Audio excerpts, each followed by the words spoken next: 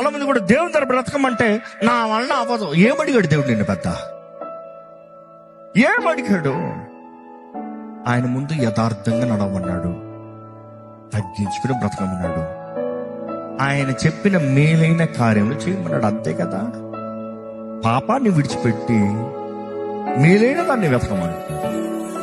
ఈరోజు మనం పాపంలో బ్రతుకుతూ దేవుడు దగ్గర నాకు కష్టం, నా వల్ల అవ్వట్లేదు, నాకు చేత కాదు, ఐ కాంట్ డూ దిస్ అంటున్నావు.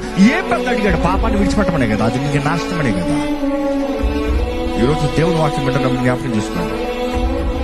మన సఫరింగ్స్ ఈ లోకంలో మనకు వస్తున్న మోల్డింగ్ బట్టి దెర్ ఇస్ ఆల్వేస్ ఆనర్. ఈరోజు చాలా మంది గౌరవాన్ని పొందాలని ఆశపడుతున్నాం, హెచ్చింపుని పొందాలని ఆశపడుతున్నాం. శ్రమను సహించేవాడు ధన్యుడు, అటువంటి వారికి జీవ కిరీటం. There is a crowd who endures suffering, never escape suffering, endures the suffering. Because in suffering, there is a process that is happening. మీలో ఒక ప్రాసెస్ అవుతుంది.